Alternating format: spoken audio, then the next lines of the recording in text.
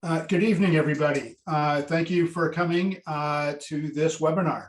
My name is Larry Cretion, and I'm the Executive Director at Green Energy Consumers Alliance. Tonight's webinar is all about your community's new electricity program. Tonight, we're going to talk about how 7 cities and towns in Rhode Island are going to be starting a model that we call Green Municipal Aggregation. That's Central Falls, Providence, Barrington, Portsmouth, Newport, Narragansett, and South Kingstown. But we're going to have some information here that we hope will be of value to you if you are from another city or town in Rhode Island or Massachusetts.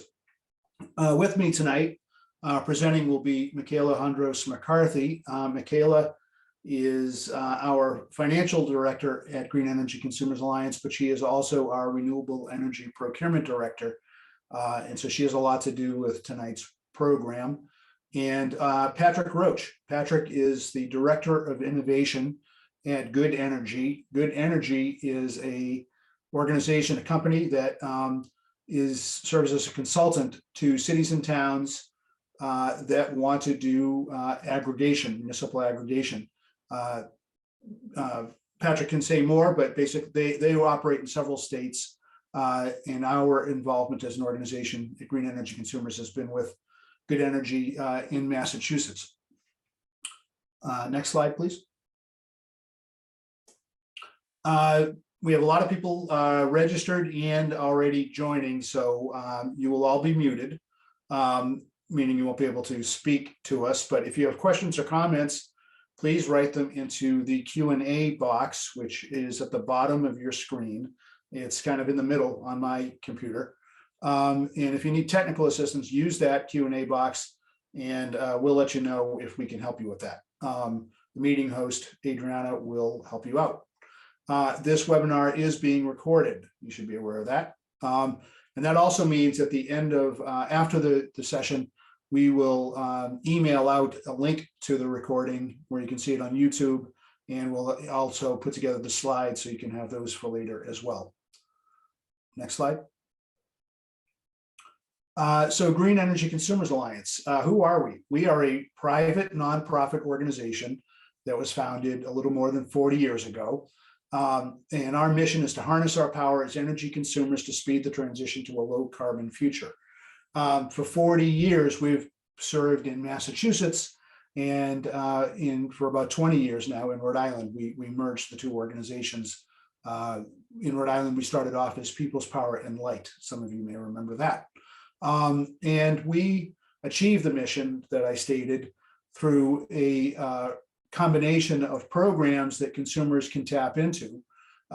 We can help you find an electric car, heat pumps, solar panels on your roof, encourage you to get an energy assessment and get some energy efficiency work done at your home. And we also have a discount heating oil program to try to save you money on heating your home. Our biggest program has been our green electricity program. Many of you on tonight's webinar probably are participants in our program that we operate with Rhode Island Energy. It's called Green Up, and you sign up for our program and you get green electricity that's available to homes and businesses. But in the last few years, our biggest program by far has been aggregation, which we're going to talk about in a few minutes. It's essentially the green powered program that we run, but at a larger scale, a community-wide scale. And we're very happy about that, the benefits it's bringing to people and to communities. And we also advocate. We advocate for better state policy. So we have a lobbyist, Amanda Barker, who is always talking to legislators in Rhode Island and to officials within the McKee administration. We want to see state policies that get us to a clean energy future quickly and equitably. Now, having said all that, that's to set the stage. Michaela is going to do the next few slides.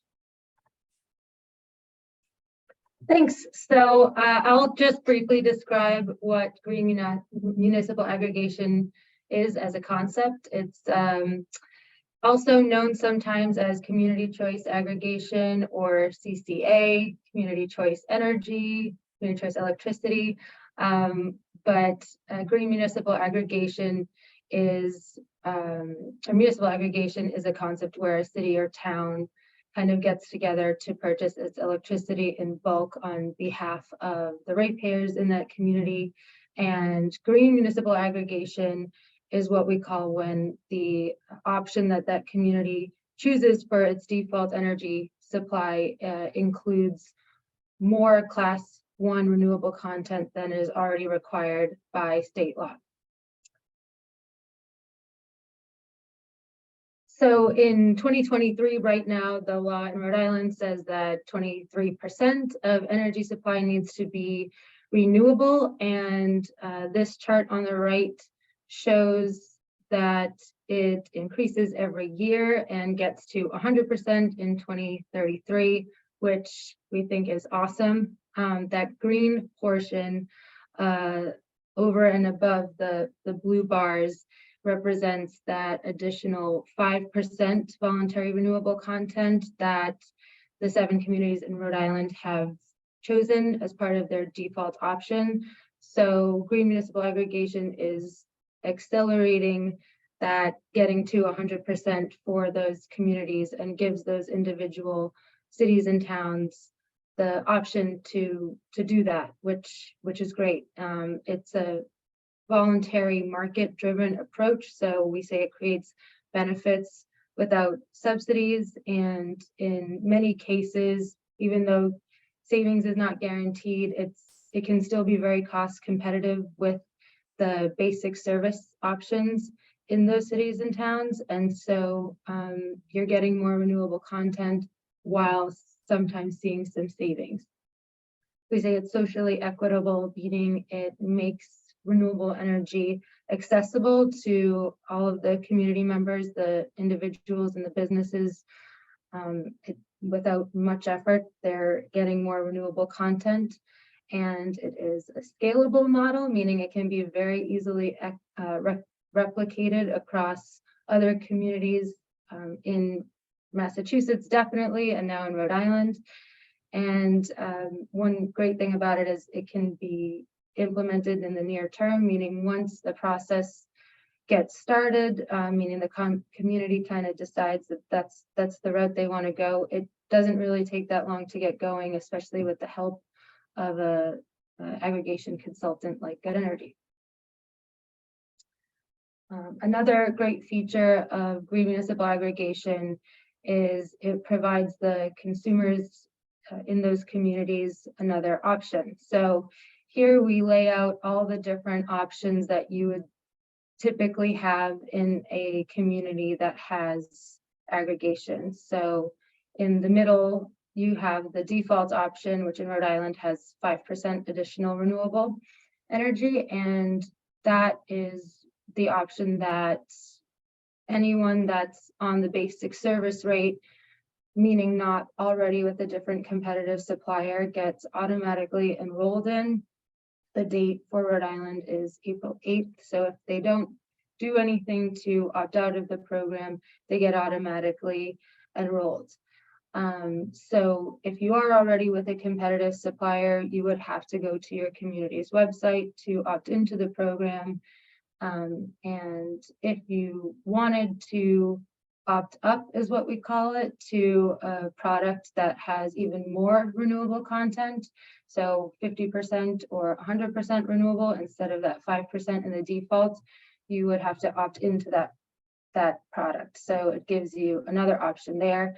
And then if you wanted to opt down to the default product, but without any renewable content, you could go to the website and you could do that as well.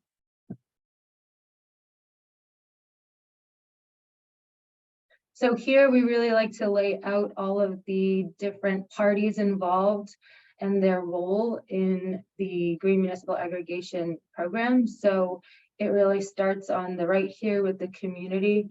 And so the community decides that they want to move forward with aggregation, and they might sign a consultant agreement with Good Energy, who's an aggregation consultant, and they sort of help write up the plan depending on what the community's wants are, and kind of get the process going, and are involved during the program with the education and outreach for the members of that community.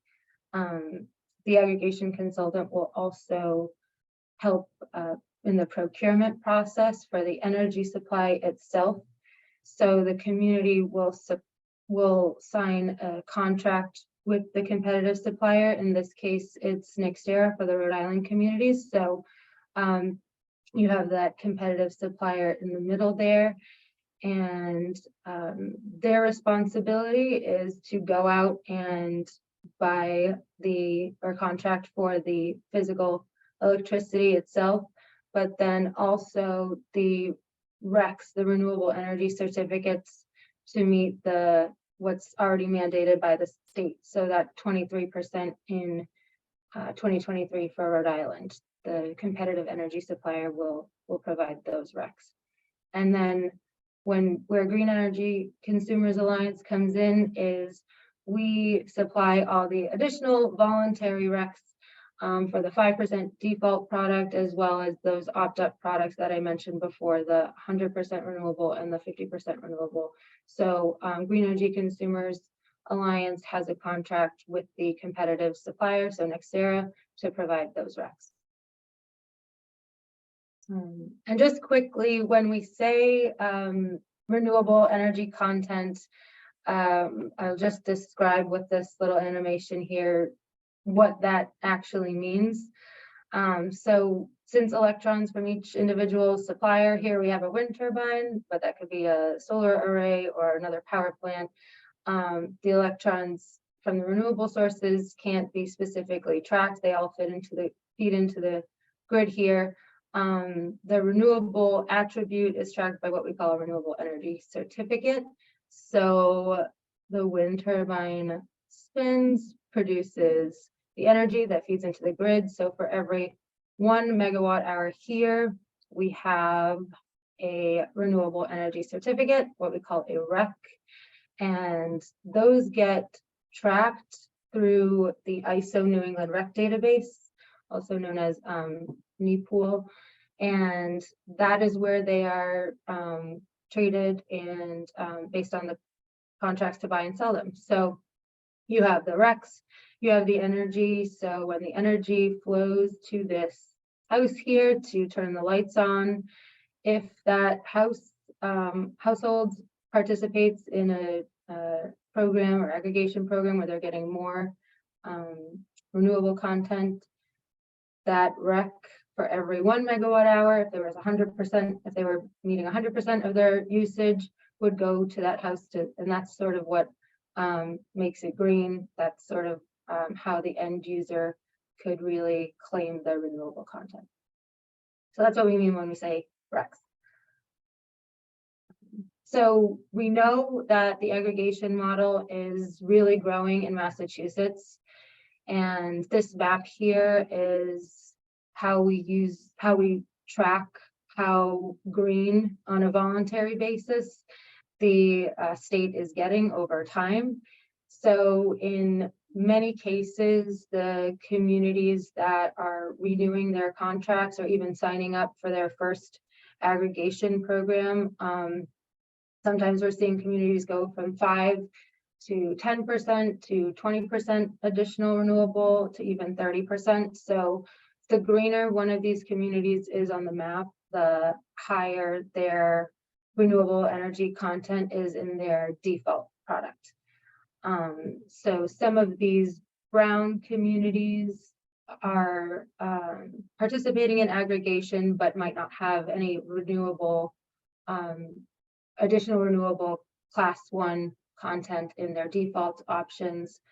And then the blue colored communities are somewhere in the process of getting their aggregation plans going in Massachusetts. So whether that's researching as a community to maybe waiting for their approval at the DPU, those are, we like to say, are sort of like in the transition from to the green color. So we like to see this map get greener over time. And then On the right here is just a few charts showing the popularity of aggregation in Massachusetts. So the top chart says that in 2020, 50% of the population of Massachusetts lived in a community that had aggregation. And then on the bottom, you can see that in 6 states, and Rhode Island will be added to this list. So 6 states that had aggregation were sort of growing in popularity as well from 2000 to 2020 or so. Here's a list of the current GMA communities that Green Energy Consumers Alliance and Good Energy serve. So in Massachusetts, we have 21 communities. 4 of those just started this month, which we're really excited about. And in Rhode Island, we're also really excited to have these 7 communities get started with their programs really soon as the first in Rhode Island for us. So these charts are comparing basic service rates versus green municipal aggregation rates in Massachusetts. Since we don't really have much data for Rhode Island yet, these are part of an analysis that we did comparing those historical rates for the GMA programs as far back as we could go to basic service rates. And those are in the blue for each utility territory. So you can see that the basic service rates fluctuate every 6 months. So one other benefit of GMA is that it provides price stability over the length of the contract. So in the light green band here, you have the maximum and minimum range of GMA communities that had additional renewable content from 5% to 11%. And then the other lines that are specifically called out are the rates of those communities that had over 11%. So again, we say savings cannot be guaranteed, but you can see in a lot of the cases that the GMA communities did see some cost savings over the basic service rates while providing additional renewable content and that price stability. So they were pretty cost competitive. And then especially towards the end of the charts here in the most recent months where we saw those huge spikes in basic service supply costs. So you could also say that there was some kind of consumer protection from those really high spikes in basic service rates. And Larry's going to get into some of these additional analyses. Thank you, Michaela. So folks, the story here is we're here to talk about Rhode Island, but what we want to show you is that this model of municipal aggregation has been done in other states. The state where we work in, Massachusetts, in Good Energy, we've been doing this for several years, and it has been a great success. And so we have the data to prove it. We have the receipts, as they say. So first of all, in Massachusetts, the aggregations where we have followed that have gone greener than required by law have added 1 million megawatt hours of clean energy per year. That's above the state requirement. So in Massachusetts, there's a standard like in Rhode Island that the utilities have to meet every year, but we're adding 1 million megawatt hours of that per year from all the cities and towns that were on the map that Michaela showed.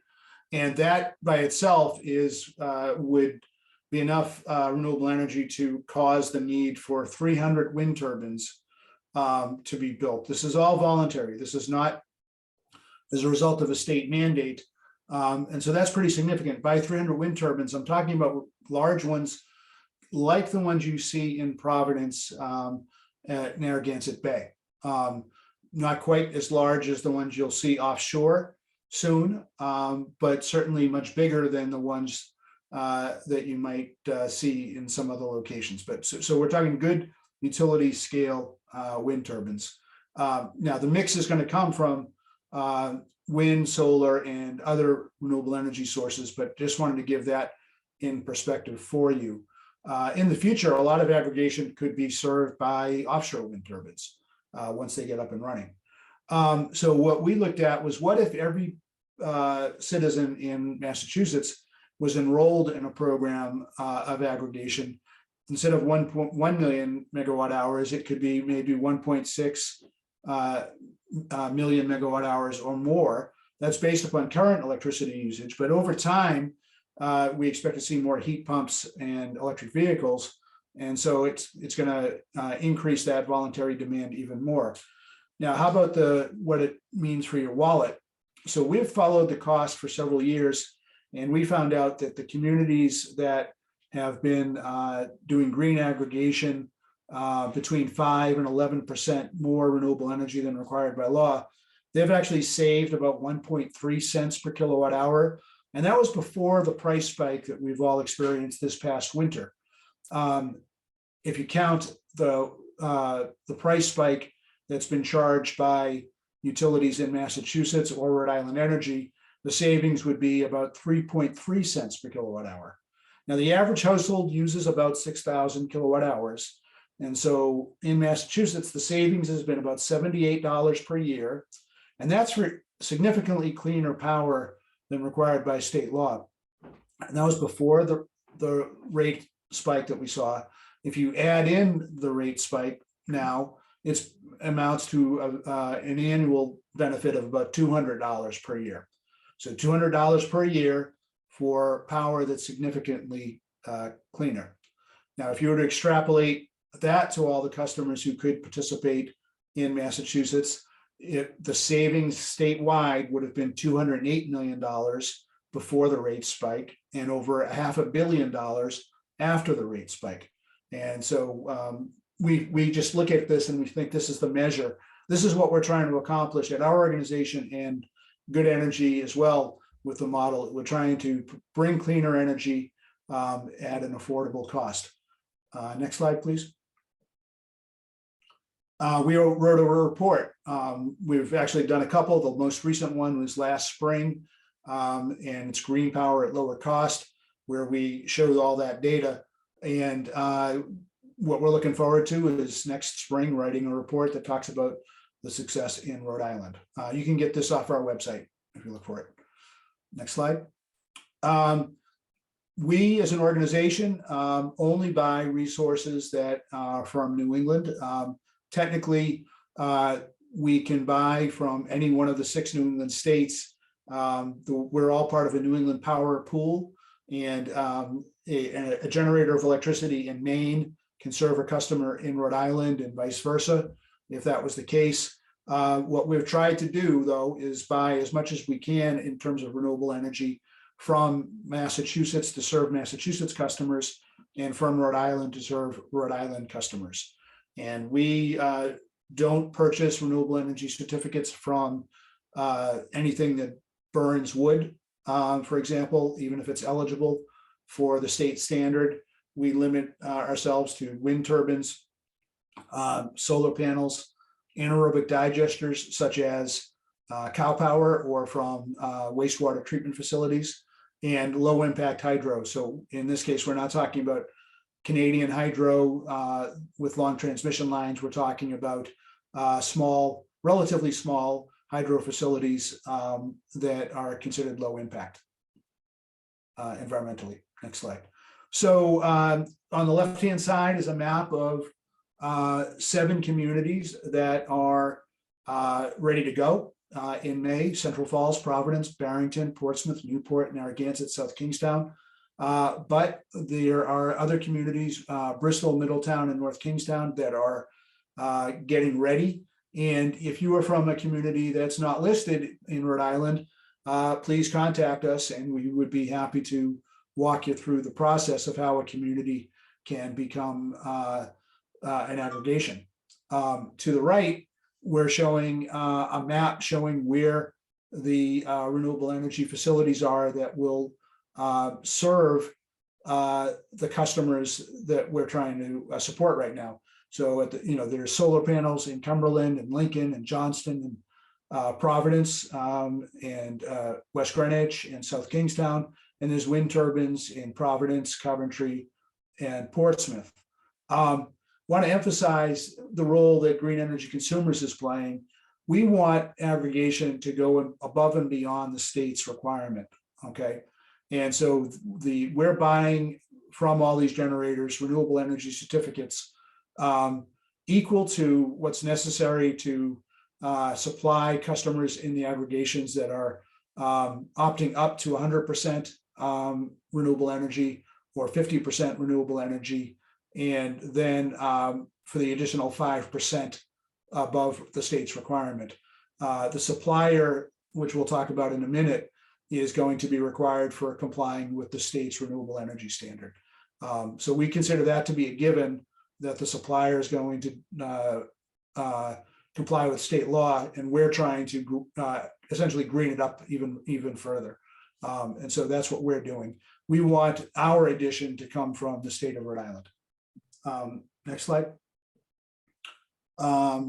So good examples, and we'll be setting up more tours of these facilities in the coming months, and we'll let you know. But there's wind turbines in Coventry, and there are solar panels in North Providence on a landfill. What we frequently do when we offer a free tour of these facilities, we'll have experts on site to explain about the projects, but we will also usually have electric vehicles on tap as well, with people who can talk to you about their vehicle. Next slide. So I'm going to take a minute, and this will take a little bit of time to so that you understand. In the middle column is the product that's called plus 5%. It's the standard product. If you live in one of the 7 communities, this is the product that is the base product that people can opt out of if you are if you received a letter as such. And the price for that is basically 9.4 cents per kilowatt hour for the supply through November.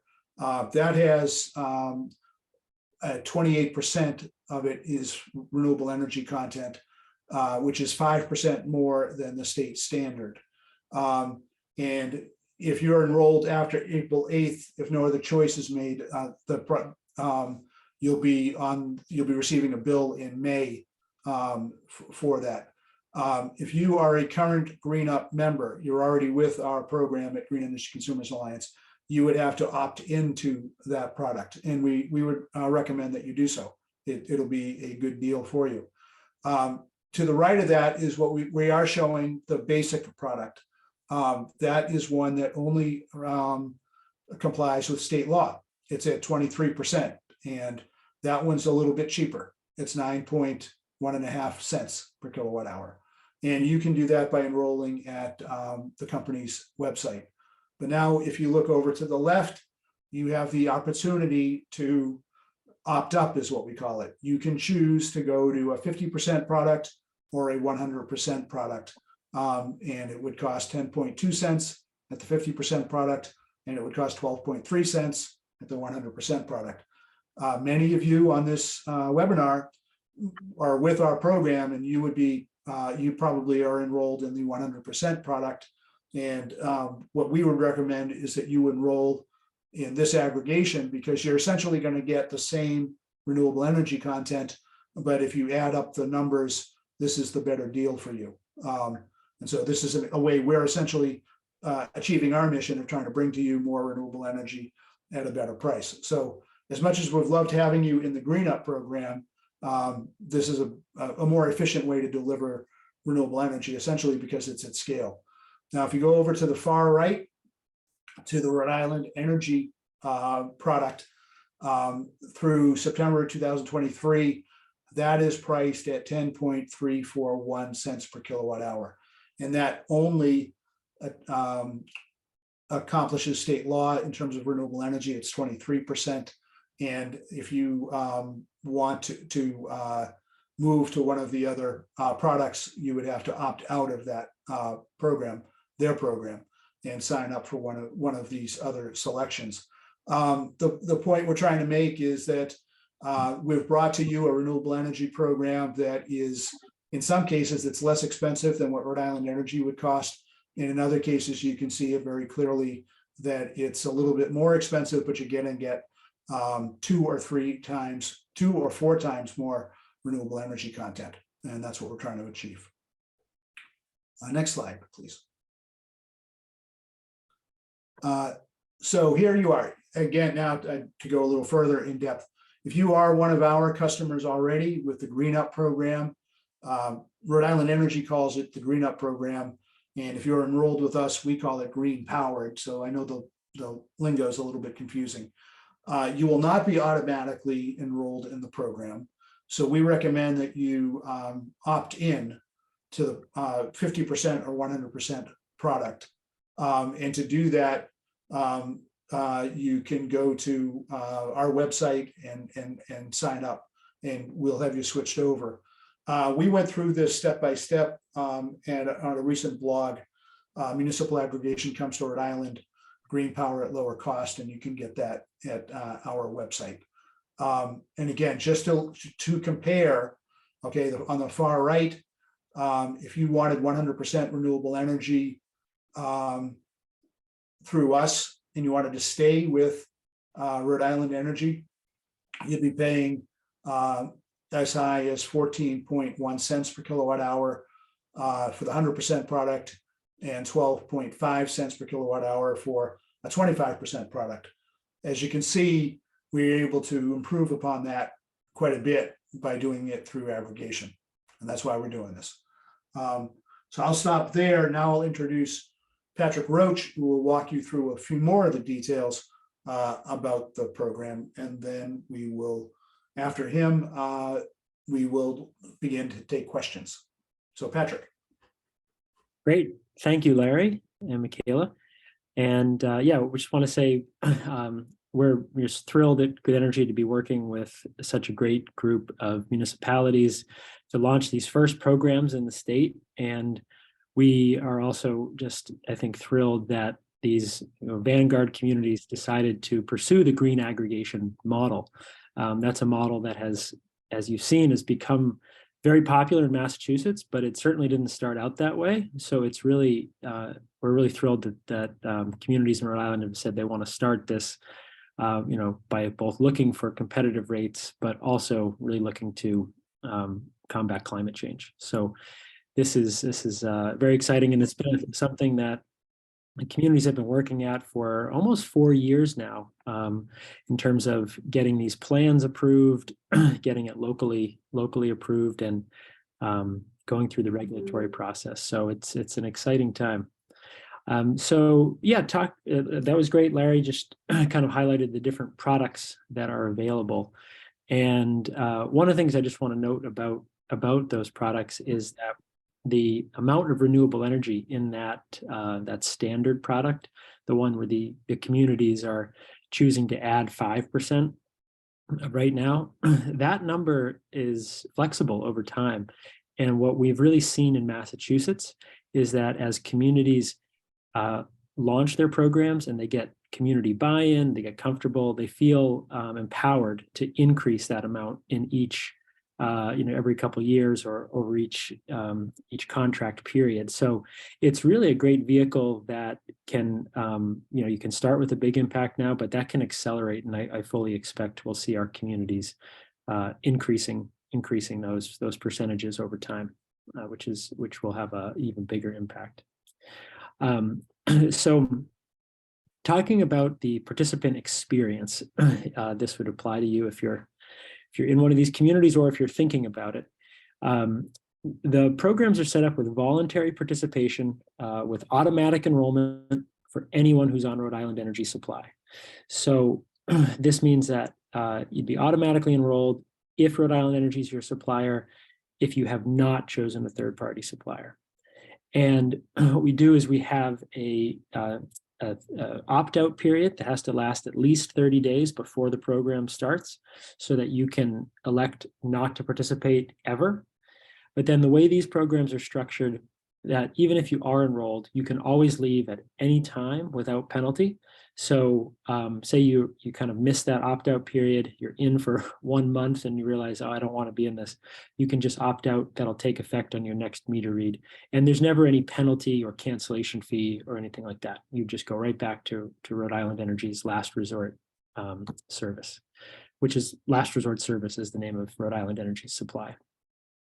So the communities all sent out a letter in early March, and that went to everyone who would be eligible for automatic enrollment. So if you were someone with a third-party supplier, you would not have gotten a letter. And that letter explains all the details about the program. If you or someone you know isn't with a third-party supplier, they're welcome to join the program. We always just encourage people to take a look at their existing agreements with their third-party supplier, because sometimes there can be very significant termination penalties. So some people like to wait until their existing agreement is up to join. And you can go to the next slide. So the letter that we sent out contains 3 ways to opt out before the program starts. There is a postage paid reply card in the letter, so you could just sign that, drop it back in the mail, and that is one way to opt out. You can call the supplier, or each of the communities has a website. There's an online form there. And this, you could also call the supplier or use the online form as well if you want to choose to opt up, as Larry said, into the 50% or the 100% option. So we try to make that as easy as possible. Both the online form and calling the supplier work great for opting up. And you can go to the next slide. So one of the things that I think is really important about these programs is that they do not disrupt existing benefits. So Rhode Island Energy will continue to send the electricity bill. So if you look at your electricity bill, there's a delivery services portion and a supply services portion. Rhode Island Energy will always handle the delivery services portion, and that includes responding to power outages, maintaining the poles and wires. But the supply services section, that's what will change to reflect the price from the product option that you're enrolled in. So you still pay your bill to Rhode Island Energy. And also importantly, if you're on a low-income discount rate that provides a discount on your entire bill, that doesn't change. And also, if you have solar and you're getting net metering credits, or you're in the Renewable Energy Growth Program and getting credits through that, those are unaffected. So the compensation rate for net metering generation is it's calculated in part with the cost of Rhode Island Energy's last resort service. So your change of supplier doesn't have any impact on that. Patrick, could I stop you for 1 second? Yep. So we're very proud to see we've got several solar owners in this who have asked some questions, and they asked variations on what you just answered. I just want to clarify. So if they are in the Renewable Energy Growth Program, what I know about that is that the Rhode Island Energy reimburses somebody so many cents per kilowatt hour for whatever's produced. And that is not at all tied to what the rates are for electricity, whether it's Rhode Island Energy or through this program, correct? That's Correct. Renewable Energy Growth. The net metering program is similar but different. And that is supposed to be based upon your meter is going to run backwards, as they say. And so the question is, if the rate of this supply is different from Rhode Island Energy, is that going to affect how the meter runs backwards? And I think that's the way one person asked the question, but I think you've answered it pretty clearly that they will provide the net metering value as if you were still with Rhode Island Energy at that rate, but it really isn't isn't affected by what the aggregation is doing, correct? Correct. Exactly. Yep. And then to go one step further, there was a good question about community shared solar. So we've been talking to a few people in Providence, particularly about this. Arcadia Solar is, I think, the primary community shared solar provider. So community shared solar and these programs work really well together. And sometimes what can be confusing is that if you're getting community shared solar benefits, that has not changed your supply. So you can, for example, we had a phone call with Arcadia last week to make sure we clarified this, but you can be with a third-party supplier or with Rhode Island Energy for supply and be enrolled in our Arcadia's community shared solar program. Your choice of supplier doesn't impact that program. Effectively, when you're enrolled in community shared solar, you're getting financial credits on your bill, but the developer, in this case, say Arcadia, they're not changing your supply, and they're holding on to the renewable energy certificates, or actually they're selling them. So somebody else is getting to claim the use of that solar power. So what we tend to say is that the two programs work really well together because participating in community shared solar provides a financial credit, which can lower the cost of your electricity overall. And by working with them, you have helped support the growth of renewable energy. You've helped a solar project come to life. And then by participating in these community choice aggregation programs or green municipal aggregation, you are changing your supply, so you can actually green up your supply. And because we're hopefully getting competitive rates, we may be able to lower the cost of your electricity too.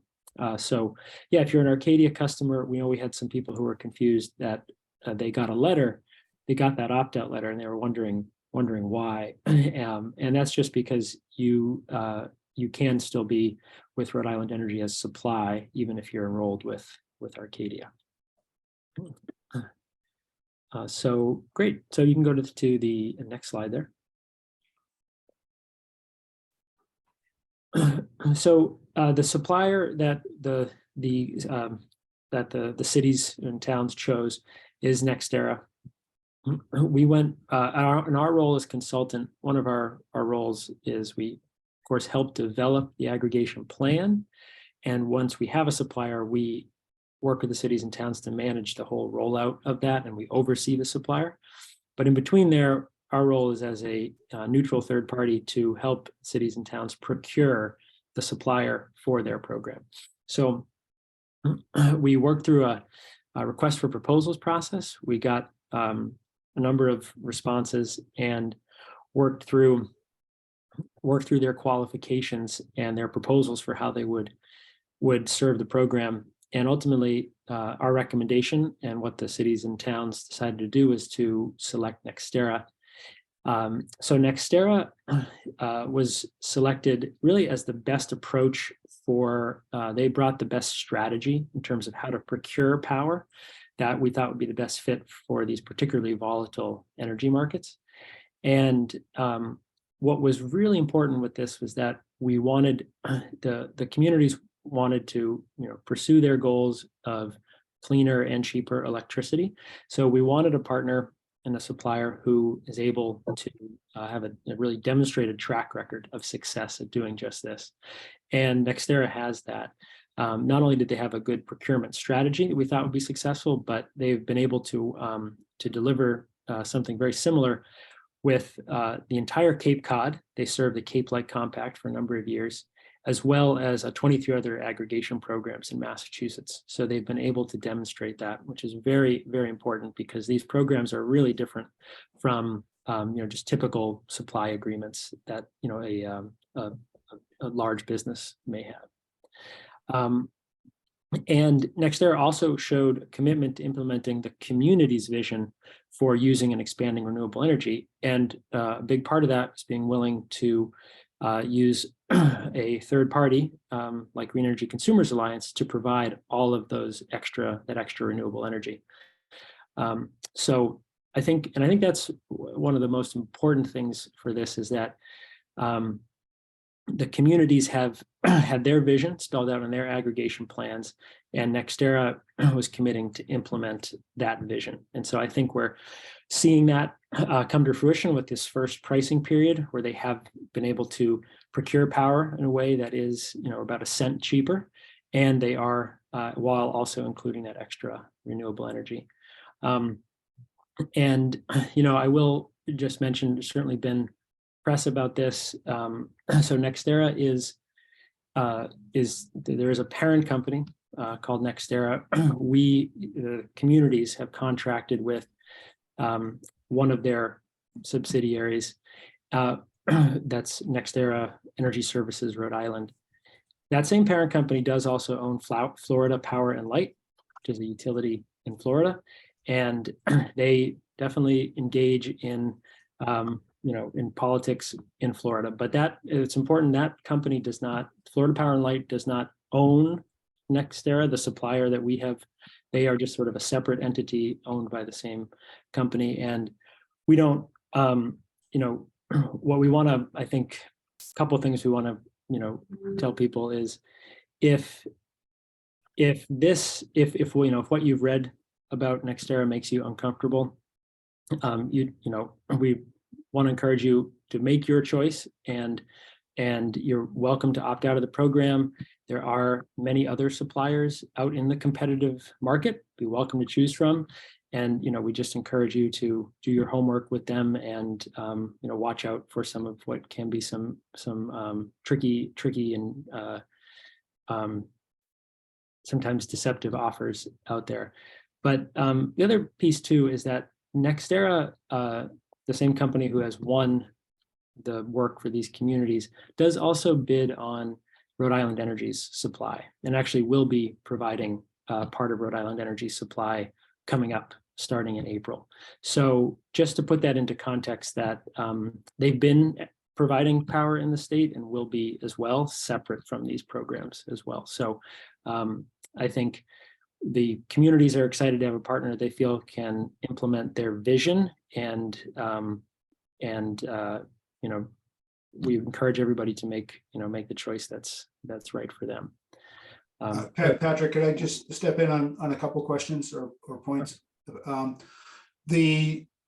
wanted to say Green Energy Consumers Alliance, again, is a longtime nonprofit organization, and we started working with Good Energy, and the first communities we started to work together in Massachusetts was 2016, and we've been able to accomplish some great things in Massachusetts, really strongly supporting in-state renewable energy development. And that's when Good Energy and we decided that we would try to sign up communities in Rhode Island. We were prepared as an organization to provide that additional renewable energy than required by law. Quite frankly, were prepared. We did not participate in the selection of the supplier. Good Energy is very good at working with communities to figure out how to achieve the right supply for that. We were going to be involved if another supplier was chosen, is the point. In the future, we would like to be involved if there's a different supplier. And so this may sound like a case of strange bedfellows, because we're not an organization that gets into politics as a nonprofit organization. We can't and we won't. And we're looking for the best energy policies we can get from state government. But in this case, we feel like we're achieving our mission as an organization. And essentially, what Good Energy has been able to do is essentially get out of Nextera what Nextera can provide. And Nextera, really, their role is limited to providing the electricity that comes from any one of the 6 New England states. And then we come in and try to make it even greener. So I just wanted to sort of explain how all the parties came together. And, we're concerned that some people are now, are asking some good questions about all this. Somebody asked, is there a way to participate without having Nextera involved? And the honest answer is not with the aggregation, but if you want to have 100% renewable energy, you can go to our website and you can sign up for our program. where you'd be, again, I want to be very clear, Patrick already touched on this. The way that works is you would stay with Rhode Island Energy, and then we would charge extra for our renewable energy certificates. And you would end up paying more if you did it that way than if you went to the aggregation. And as Patrick pointed out, neither Patrick or Good Energy or Green Energy Consumers Alliance has any control over who Rhode Island Energy chooses for their supplier. They're going to put it out to bid, and they're going to get the electricity at best price, because that is essentially what they're required to do by state law and by the regulation of the Public Utilities Commission. So I know it sounds complicated. All I can say is what we're trying to do at Green Energy Consumers Alliance is to make this the cleanest power we can get from local resources. And we think over time, this is how we make change that people are looking for. And so now I'm going to go back to Patrick, but Patrick, there's one question before I forget. Someone's asking, and maybe we just weren't explicit enough. This person wants to know what happens in the winter when they've got solar on their roof. Their meter runs forward in the winters. If they opt in, they're going to be paying a bill. But then they want to know if they're getting net metering or the solar buyback when there's a positive electricity bill. Would then they be billed at the rate we opt in for? I think the answer is yes. Correct? Yeah, I think so. This may be something we do a little follow up on, a little bit digging deeper, but the statute does say that it should be that the compensation rate should be has to be using the last resort service. So I'm sorry, correct. That's what I meant to say. Thank you for the correction, Patrick. And I hope the questioner understands that, which is that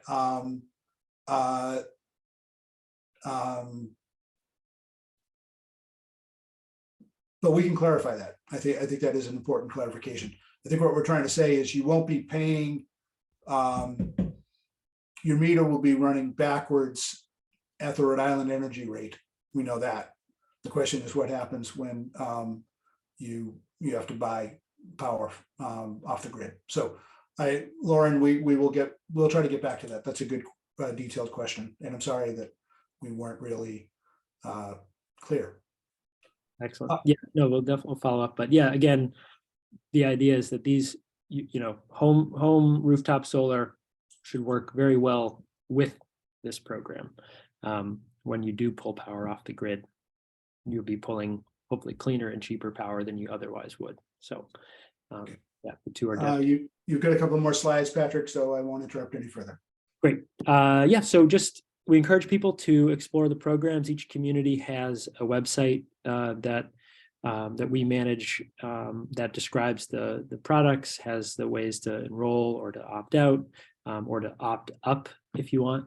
So yeah, we'd encourage you to take a look there and dig in there. So then you can go to the next slide.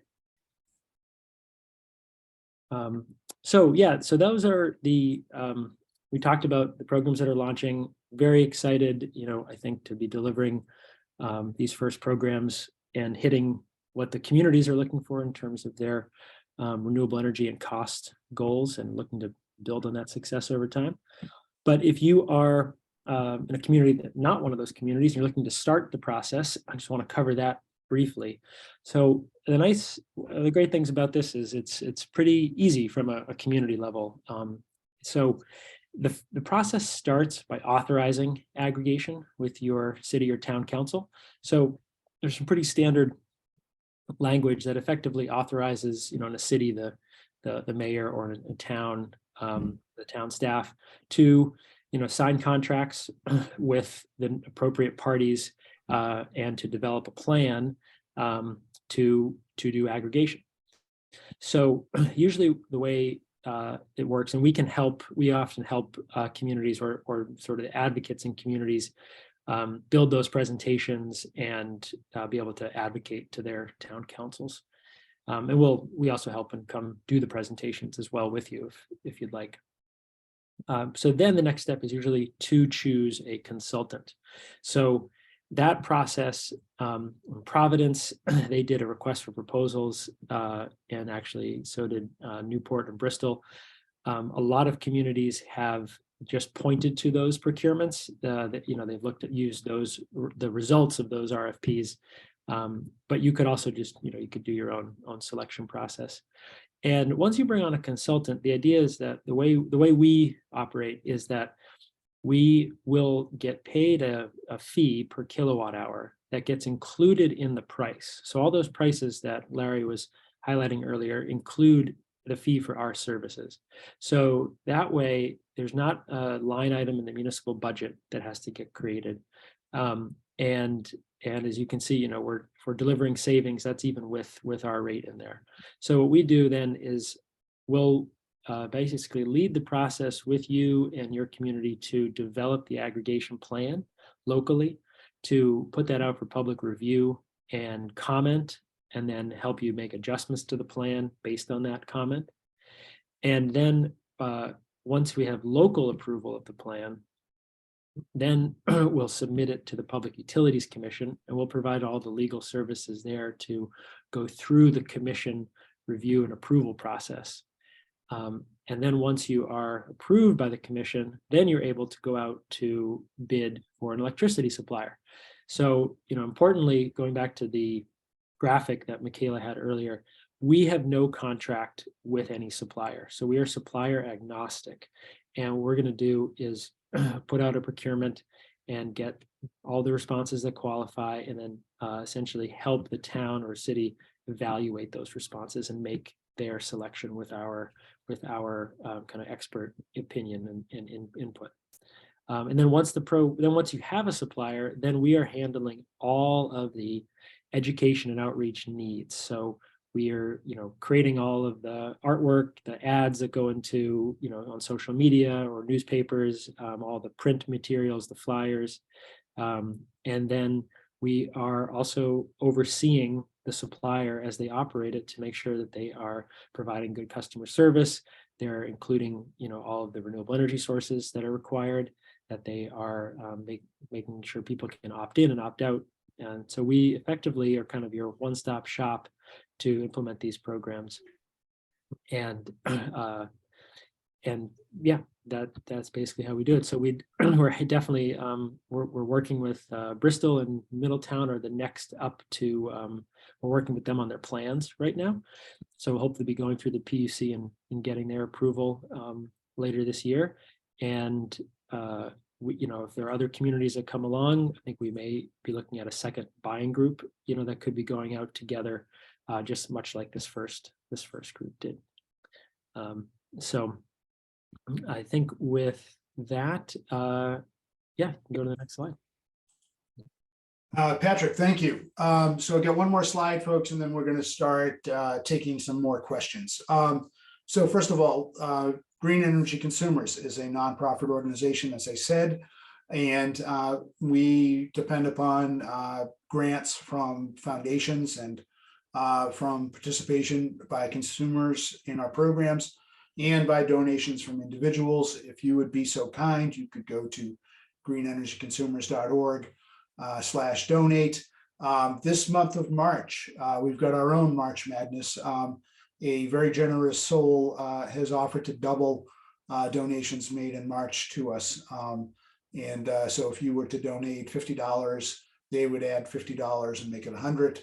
Or if you wanted to donate $1 billion, they would add $15,000, and then that would be wonderful. So they're matching our donations up to $15,000 in March. Again, our mission is to speed the transition to a low carbon future, and that's would be appreciated. So I'm going to start assigning some questions to Michaela and to Patrick, or I'll take a couple myself.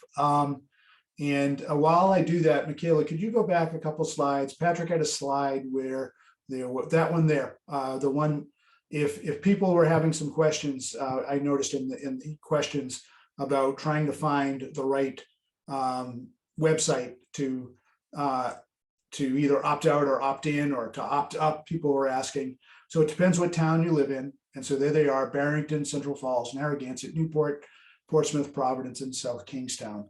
And if you don't live in one of those communities, you could email us directly at hello@greenenergyconsumers.org, and we will try to find out what's going on in your city or town. But as Patrick said, we're working on trying to get the whole state engaged. But tonight we're excited to offer 7 communities, and those would be the URLs that should be able to help you out. So here are some questions. And in the chat, Adriana, thank you very much. Put in the URL to our website where it's another way to try to navigate your way to one of those websites. One person asked, are there any plans to construct additional wind turbines? We want to be very clear. The reason we're trying to get more demand up for renewable energy, we're asking people to sign up for a program that adds more renewable energy than required by law. We're asking people if they can afford it to opt up to 50% or 100%, is when we put demand pressure on to the marketplace, someone has to build more renewable energy. And Michaela showed that example of the wind turbine and turning the home green. There's no double counting. So if someone runs a wind turbine, then and we buy the REC in order to serve you, somebody else cannot buy the REC from the same REC. So if the more RECs we buy, the more renewable energy has to be generated. So will there be more wind and solar? Yes, there will be over time. If you look at what the plans are for the state of Rhode Island, the basic plans is we're going to add a fair amount more solar over the next 20 years. There might be some additional onshore wind turbines built here or there, but really what's going to impress the whole country will be the amount of offshore wind turbines that are built to serve Rhode Island. And so my prediction is that 10 years from now, most of the aggregations will be served primarily by Rhode Island-based offshore wind, and we're pretty excited about that. And we're pretty convinced that will be at a lower price than what we were paying this past winter for power that's primarily natural gas in 2023. One person asked, how will NextEra avoid a winter spike in November? I'll start with that and then turn it to Patrick. This program runs through November with NextEra. And that is going to give, am I correct, Patrick, Good Energy and NextEra time to prepare for the winter. Now, this past winter was absurd in terms of what happened worldwide in electricity prices. And that was driven almost entirely by the attack on Ukraine by Russia. That disrupted energy supplies worldwide, drove prices up high here in New England because we are overly dependent upon natural gas. The United States is exporting record amounts of natural gas primarily to Europe and to Asia, where they're paying an even higher price for electricity than we are. And it was a difficult winter. It would have been a lot more difficult worldwide, except it was actually warmer here in New England and in other parts of the world than expected. Electricity rates and gas prices, natural gas prices are coming down. And so we don't know that next winter is going to be like this past winter. I hope it's not as severe, of course. But Patrick, could you describe a little bit what the game plan is, for subsequent to November? Yeah, for sure. So one of the pieces of the selection process was looking at that procurement strategy. And some of the suppliers were offering strategies that would do something more similar to what we see in many Massachusetts aggregations, where there's a fixed price for 2 or 3 years. And that has definitely been very successful for many communities in Massachusetts. But as Larry was saying, over the last 12 to 18 months, we really moved into a new realm of volatility. And when we looked at NextEra's approach, which was one that does layered procurements over time, we felt that actually was the better approach given how much the market may move, over the next 2 or 3 years. And so NextEra's approach will be one that does in some ways follow the market, but their procurement strategy should and has in the past resulted in savings compared to where the utility company is. So what we're again expecting and aiming for is that when the utility has their next winter rate, that we are still we're still going to be below that.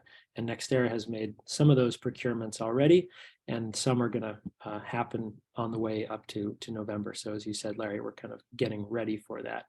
And importantly, so the communities will be announcing that new price at least 30 days before those go into effect. So again, people can opt out at any time. So you'd be welcome to kind of see what that price is, judge it, and then decide if you want to stay in or not. But that's basically the approach.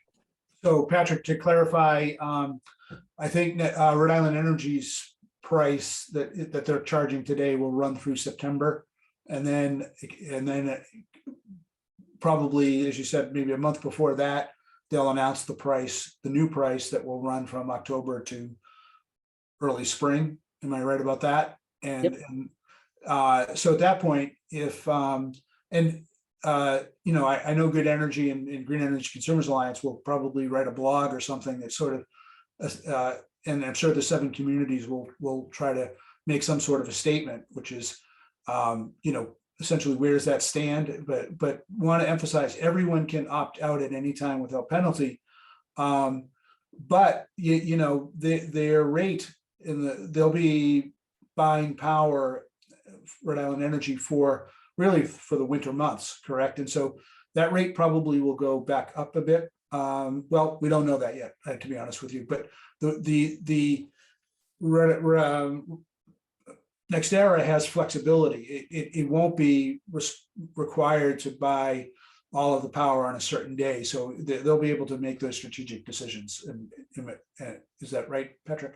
Yeah, exactly. The utility is very rigid in how they have to purchase. They can't avoid bad market conditions or lock in longer for good ones. Typically, winter months are the more expensive months to serve. So we would, historically, we've seen Rhode Island Energy's price go up in the winter, down in the summer. And what NextEra may do as part of their procurement strategy is they may lock in a price longer, which may also, to your point, be able to help keep that lower. So they've got a few tools in their toolbox from a procurement strategy to help keep the price down. And if the market was to drop significantly and Rhode Island Energy's price was attractive for October 1st, just to clarify, that market's also somewhat available to NextEra too, meaning that NextEra wouldn't be locked out of being able to provide savings to its customers at the same time, correct? Right. Yep, that's true. Okay. So all I can say is nothing's guaranteed, but we think that there are flexibility built into aggregation that is not really available to Rhode Island Energy. It's not Rhode Island Energy's fault in that respect. It's just they're just sort of assigned to buy power at certain times so that they can start on certain times.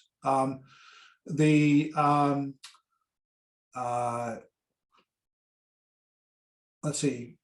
One question was, are the parent companies of NextEra and Florida Power and Light, are they owned by foreign investors? I have no idea. My sense is that they are a publicly traded corporation, I believe, or are they a private corporation? Do you know that? Yeah, they're publicly traded on the New York Stock Exchange. So they would have investors. It could be, it's not me, but it could be people on this call. It could be people from all over the world, right? Mm-hmm. Yep. And that would also be the case, I would say, for Rhode Island Energy, which is owned by a company called PPL, which is based in Kentucky and Pennsylvania. Rhode Island formerly was served by National Grid, which is a British company. Again, a publicly traded company that is got investors from all over the world. Let's see, another question. Wanted to clarify so who made the choice to go with NextEra? Was it the elected officials or Good Energy? And does Good Energy use the services of lobbyists?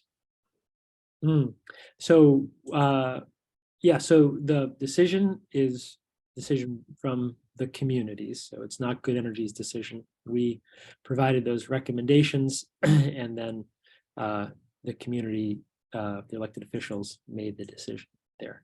So it ultimately is the community's plan and the community's decision.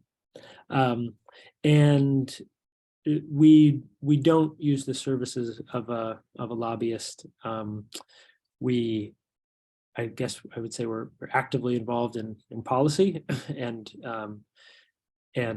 certainly, like in Massachusetts, we're working with a large group to help. What we're trying to do is amend the aggregation statute, because we are the current regulatory system is really stifling communities' ability to innovate over time and do more exciting things with renewable energy. But we don't, we don't have a lobbyist. Yeah, and in Massachusetts, what Patrick's referring to is a large coalition involving people from cities and towns, and Good Energy plus Good Energy's competitors, plus our organization, and a couple of other nonprofit organizations are engaged. So it's there's a lot of controversy in Massachusetts about whether or not the state has done enough to support aggregation. Aggregation is doing very well in Massachusetts, as I said, but we think it could even do better. When, quite frankly, those issues haven't been a problem so far in Rhode Island, where the Public Utilities Commission's been very understanding about what aggregation can do. So we appreciate that.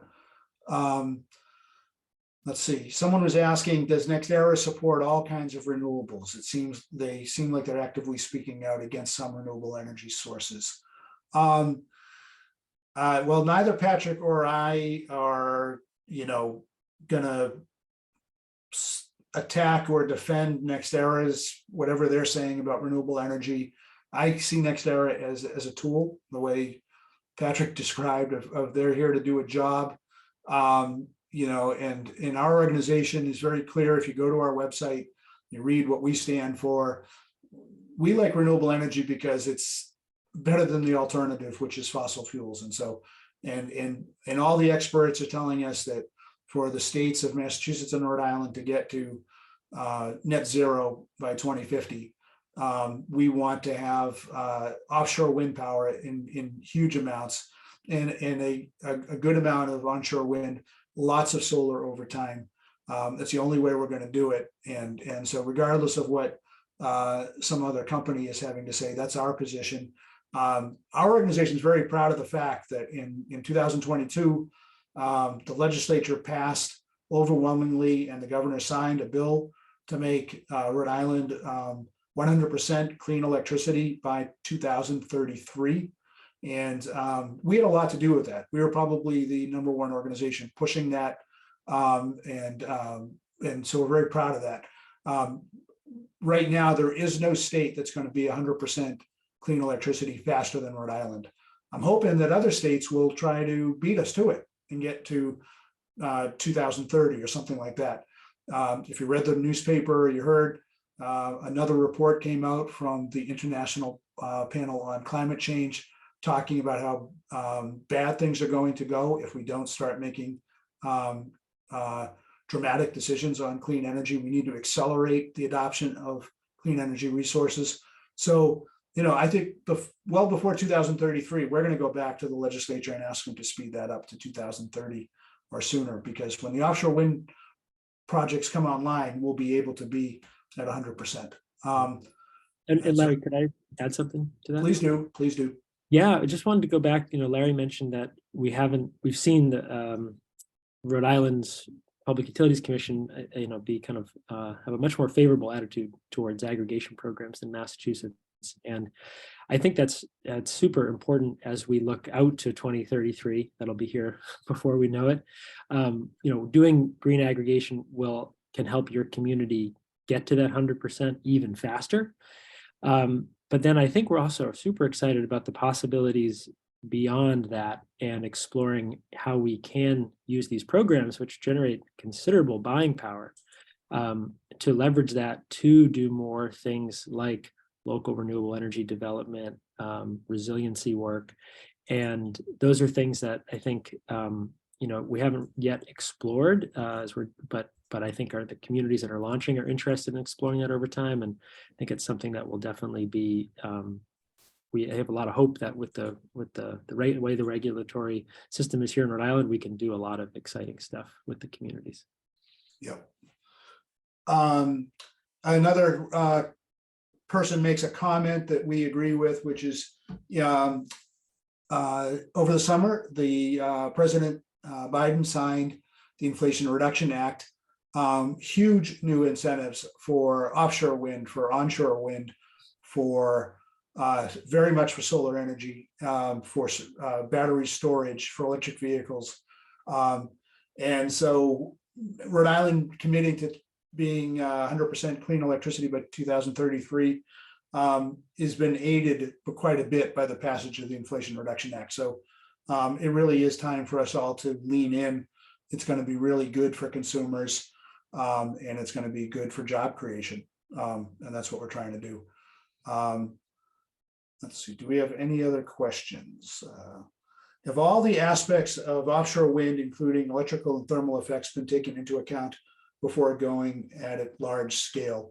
We would say so, yes. Those projects, Revolution Wind, which is building a 400 megawatt project for Rhode Island, went through a very rigorous environmental impact statement process. And so will they, now that they're going to be trying to build another project for the state of Rhode Island, plus all the other ones that are being built by Massachusetts and Maine, Connecticut, New York, New Jersey.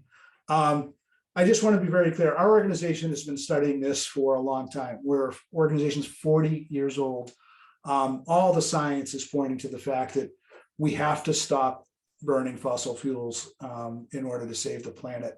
That is the electrical and thermal effects of fossil fuels are destroying the planet, and that we need to zero that out as fast as we possibly can.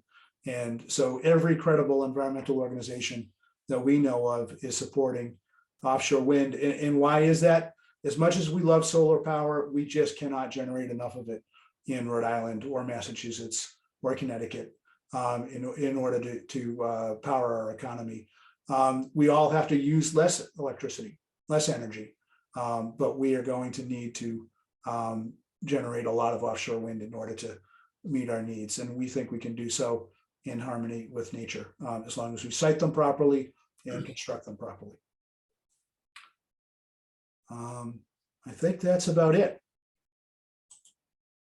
We went a little bit over, but I hope this was enjoyable for the 60 remaining attendees. What we are going to do is email out to everybody a link to the recording and the slides. And you'll be able to see the websites that you need to. Those are still up for you. And if you have any other questions, please email us at hello@greenenergyconsumers.org, and that will be forwarded to somebody here, Michaela, myself, or Adriana. And we hope that you'll see a great successful program in the 7 communities. And if you're not in the 7 communities, we're looking forward to working with your community soon. Have a good night.